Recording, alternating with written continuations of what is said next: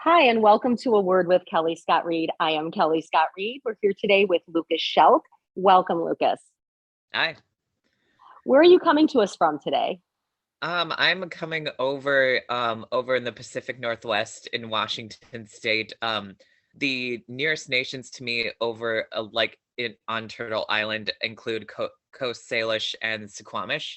Um, yeah, that's where I'm coming to you from. Wonderful. And I really appreciate you coming onto the show today. Michael Tager, someone who we have had on our A Word series, you came recommended. So I reached out and I was very tentative, like, oh, I don't want to reach out to people. They'll think I'm crazy and they're sliding in their DMs. But I really appreciate. I've been looking forward to speaking with you. I've been looking on some of your work and what you do. Could you explain to us a little bit about your work? Oh, geez. Uh, wow. It's kind of well,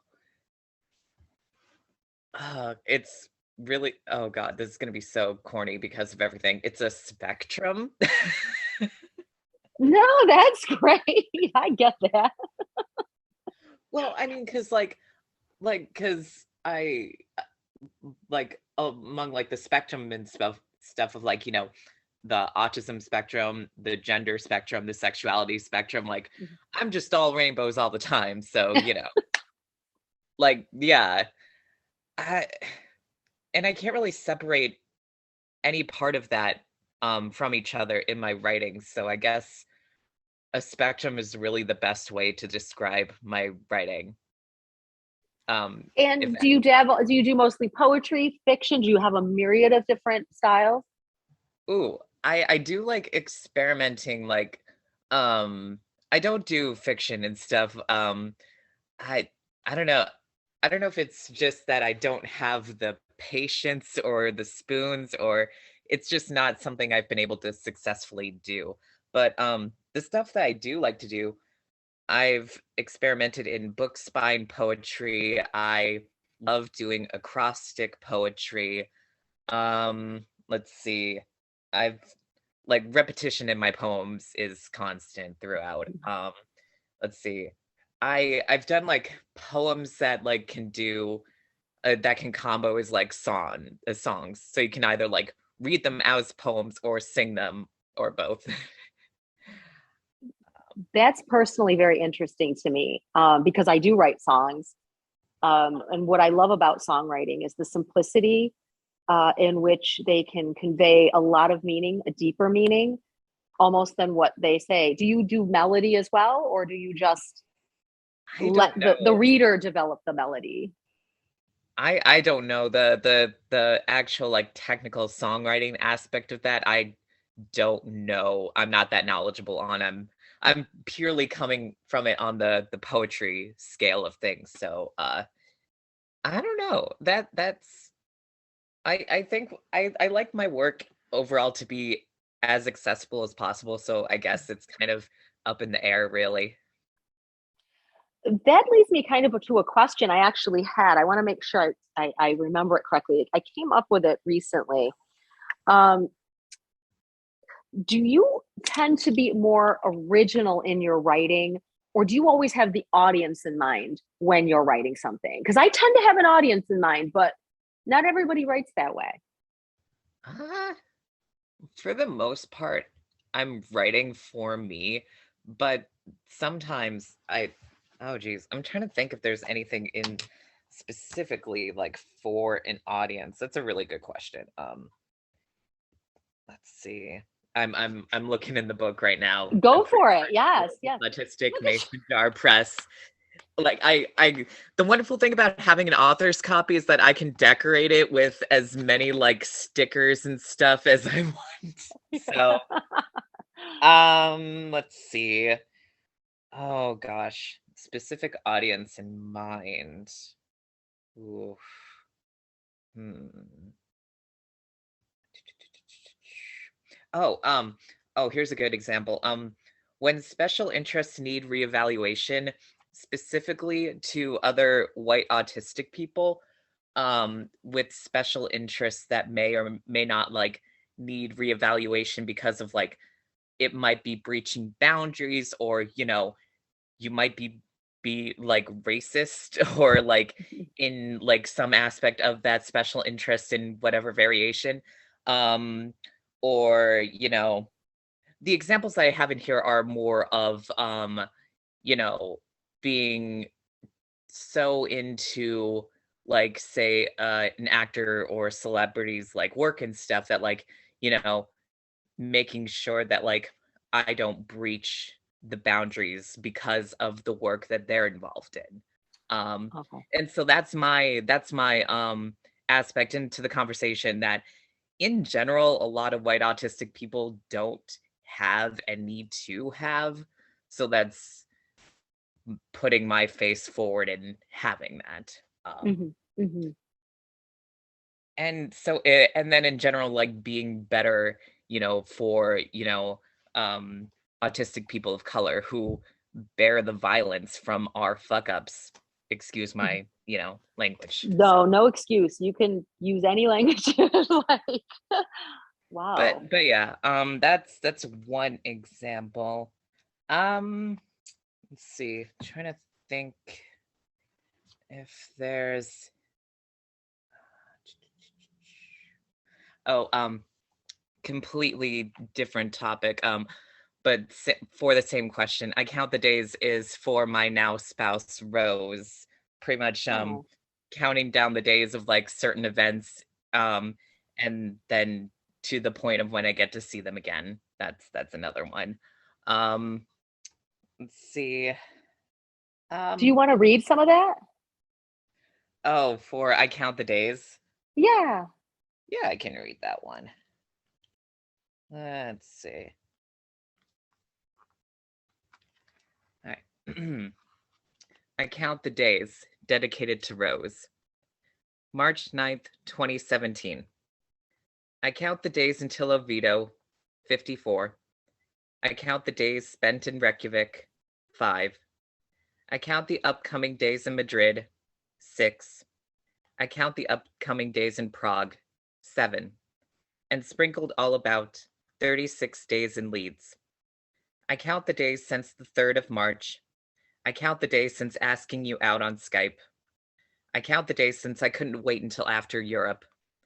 I count the days since I was the most vulnerable person in St. Paul. I don't remember when we first chatted in 2012. Do you remember the topic? Was it Sherlock or Glee? I don't remember what day in late 2016 when my chest first compressed and I recognized that feeling. For what I lack in counting numbers, I make up for in counting memories. Messages of good tentacles as a greeting, and we were both nervous to meet at 221 Beacon. For what I lack for in counting numbers, I make up for in counting memories, and memories not for me to share, and memories still to come, and sprinkled all about, 36 days in Leeds. I count the upcoming days in Prague, 7. I count the upcoming days in Madrid, 6. I count the days spent in Reykjavik, 5. I count the days until Oviedo, 54. I count the days until you. Wow, that was really beautiful. Thank you so much for sharing that and being so. I put you on the spot. I apologize for that, but No I. worries, no worries. Okay. Okay, because that was Any gorgeous. opportunity for me to gush about my spouse, I'll do it. I love that. You know, could you describe a time in your life when you realized that language had power for you? Oh God, probably from the very start. Like, you know, growing up, you know, an autistic kid in the 90s, like there wasn't rep at all. And like there was like one um book, one nonfiction book by an autistic person, like around the time when I was like a preteen teenager. I can't remember who, but like it was like about like very much straight dating advice, that sort of thing, that I didn't relate to for a myriad of reasons before I even realized what queerness was or how it related to me. And yeah, so like not really having representation um that wasn't, you know, news stories about us being murdered, for example, or, narratives that weren't by us, we have a very famous saying, nothing about us without us for a reason. And I don't know. So it took me a very long time to like find pride in being autistic and like having that as like a forefront of my identity. But once I started to do that, it became very easy for me to do so, even though I built like the skills of like language, writing, formatting, like in the years beforehand, my years spent in college, like I went to 3 schools, even though I didn't get a degree in any of them, despite trying very, very hard, like all the skills like I learned from those schools and the teachers and stuff, like those helped, but then after that, yeah, gosh, just oh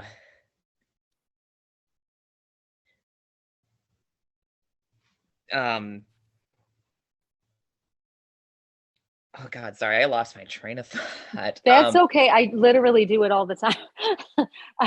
But what honestly, I mean, because your words, the expression that can come very easily to some folks, verbal expression, emotional expression, Mhm. and your writing is very packed with emotion. Yeah. That was beautiful.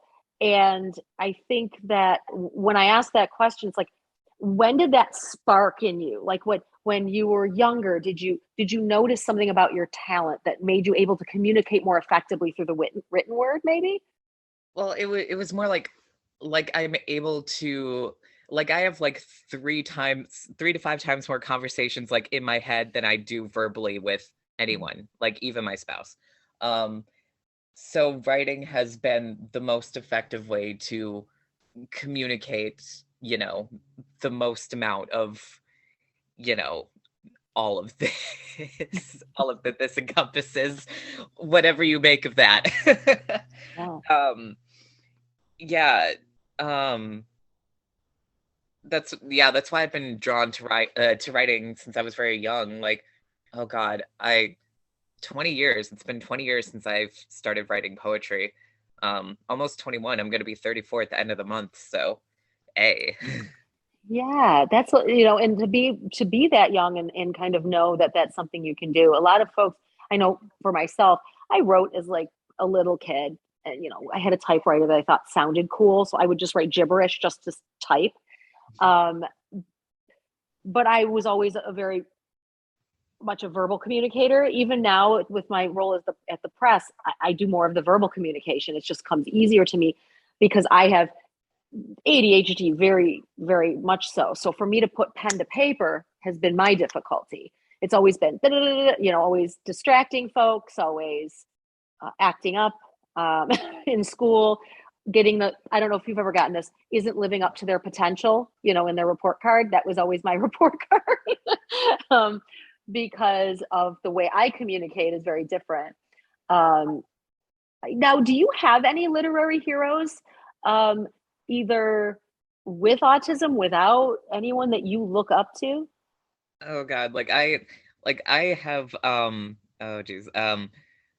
I gather like bookmarks of like notable poems and stuff from like a lot of people, a lot of varying like artists and stuff from like so many different backgrounds and things that like it's almost impossible to choose like any like small gathering of heroes, because I learn from like almost all the writers that I encounter, honestly. Like like I'm just scrolling through my bookmarks list and it's just scrolling of all of the lists and stuff, and links, like some recent things I've saved from like Split Lit magazine and Spoonie press, and um let's see, Anomaly, I think that go that the one in all caps. I have some bookmarked from there.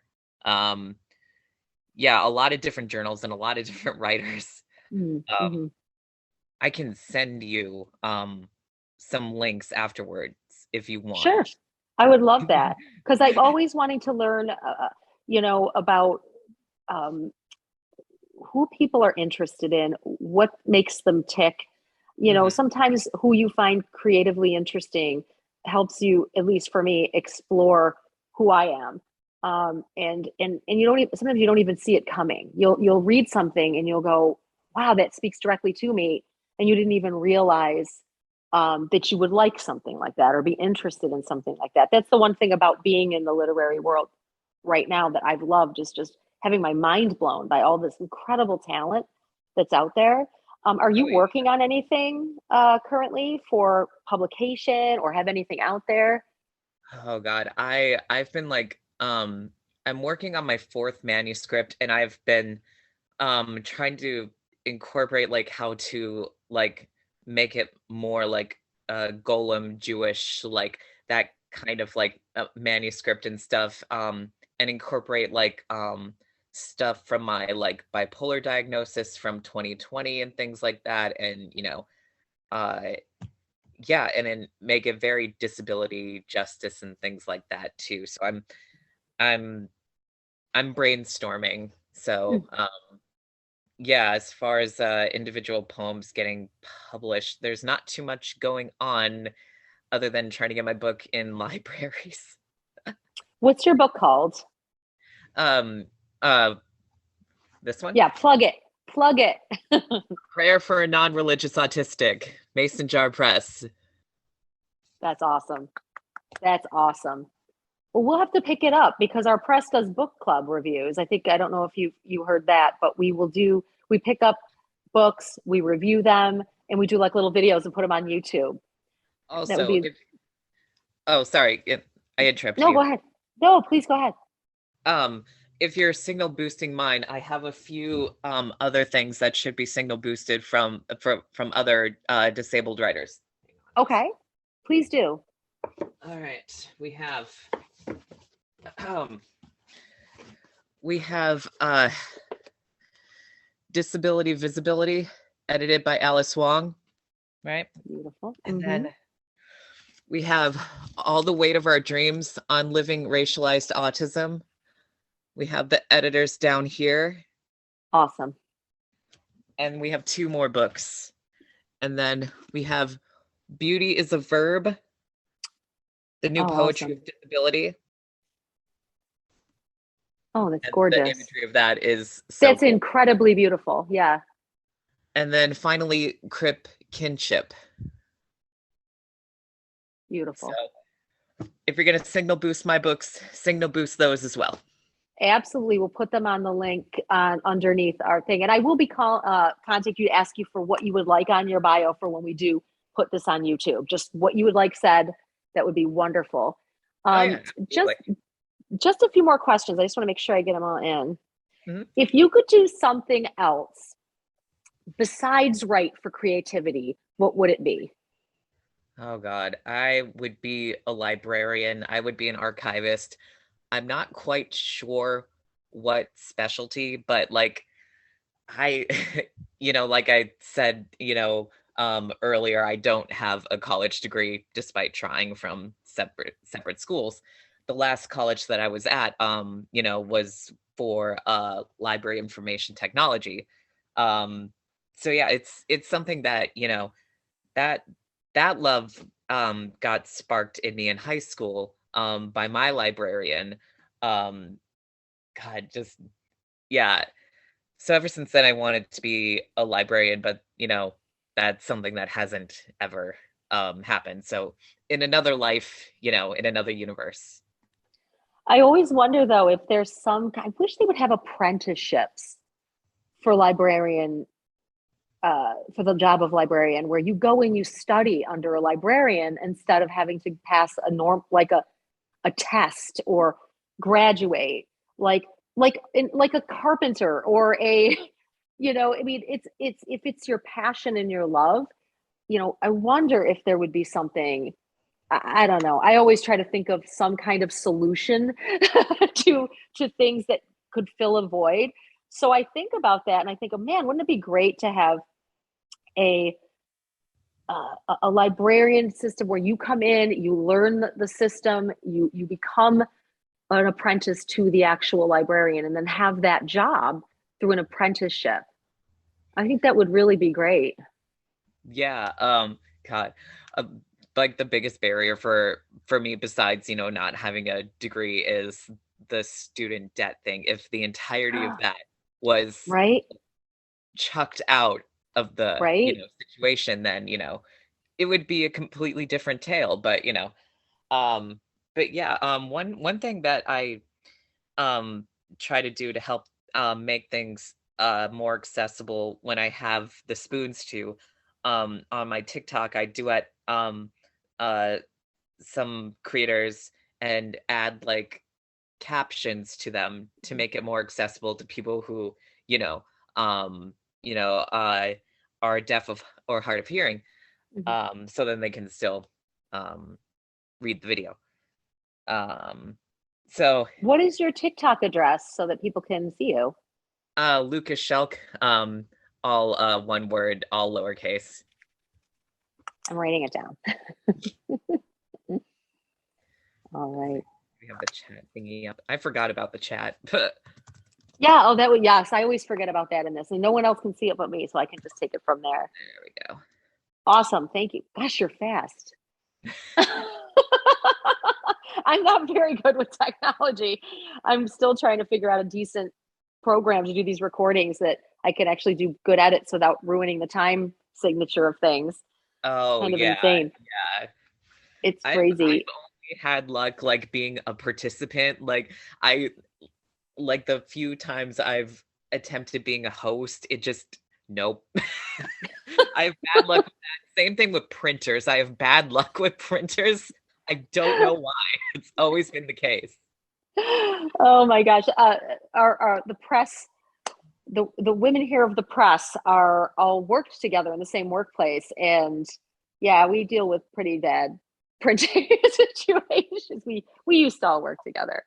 I really appreciate you coming on, Lucas. Honestly, this has been a really great conversation. I've learned a lot. I think others will learn a lot.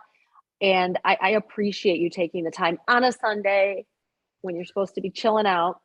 Oh, no worries. Like I have the day off, it's not Shabbat anymore.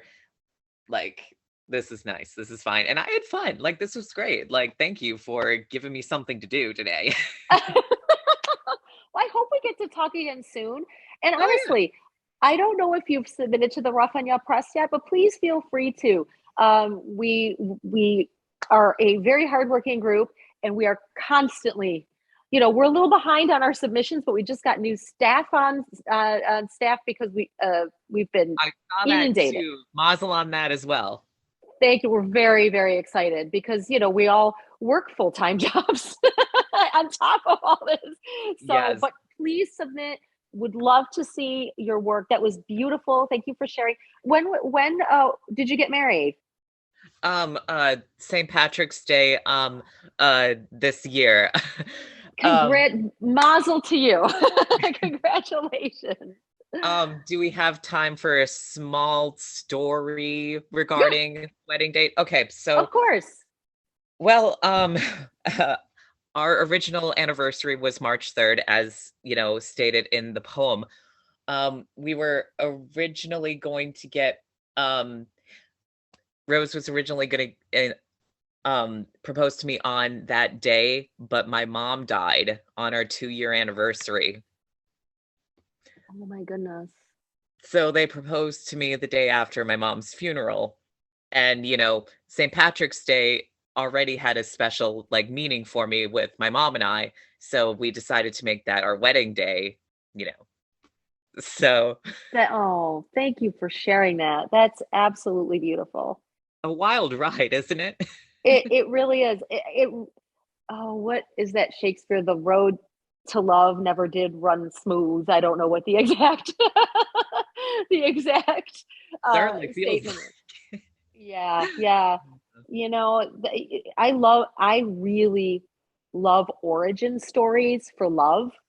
My husband just officiated a wedding. He's not religious. He always tells people when they ask him if he would officiate the wedding, he goes, "You do know I am an atheist, right?" He has to tell them that all the time. They don't care.